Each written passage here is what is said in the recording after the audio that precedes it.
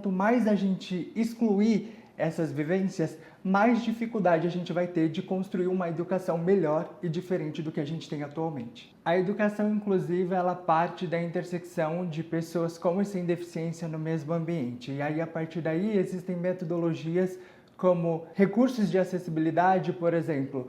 Eu tinha uma certa dificuldade para escrever com o lápis. Então, um dos recursos de acessibilidade que eu poderia utilizar era tablets ou celulares.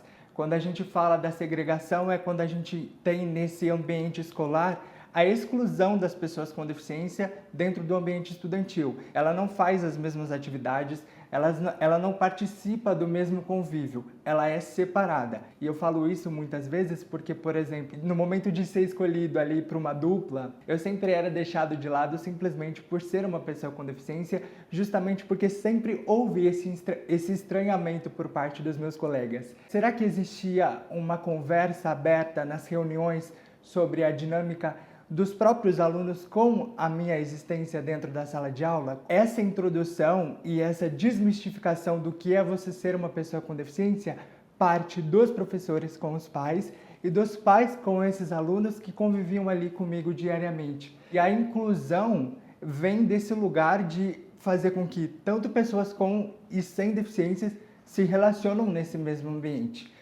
Não estou aqui dizendo que escolas específicas e voltadas para pessoas com deficiência não seja importante, mas ainda assim isso tem como ser feito de maneira inclusiva, sem que não necessariamente a gente segregue essas pessoas da sociedade, até porque quanto mais a gente excluir essas vivências, mais dificuldade a gente vai ter de construir uma educação melhor e diferente do que a gente tem atualmente. A vivência, ela contribui para a naturalização da deficiência. Eu acho que faltou isso durante toda a minha vivência estudantil, essa naturalidade de entender que, tudo bem, eu era uma criança diferente do todo, mas isso não era um problema, porque a gente está falando de uma criança como a sua criança que não tem deficiência. A única diferença é que eu usava um recurso para me locomover, para me desenvolver dentro da sala de aula que o seu filho não utilizava.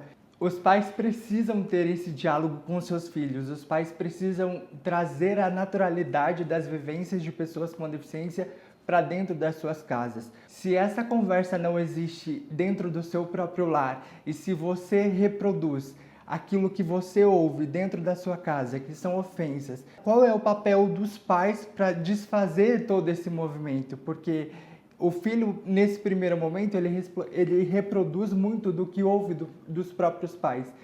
Eu acho que a escola, como instituição, ela precisa ter o mínimo de letramento sobre o que é o capacitismo e o que é o efeito estrutural do capacitismo na nossa sociedade. Isso não era quase falado na época que eu frequentava a escola.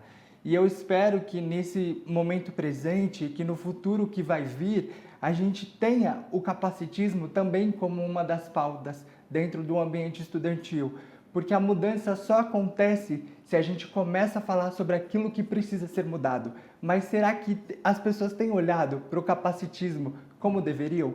Principalmente num ambiente que forma os seres humanos? Me diz o que você acha aqui nos comentários e vem conversar com o Tato.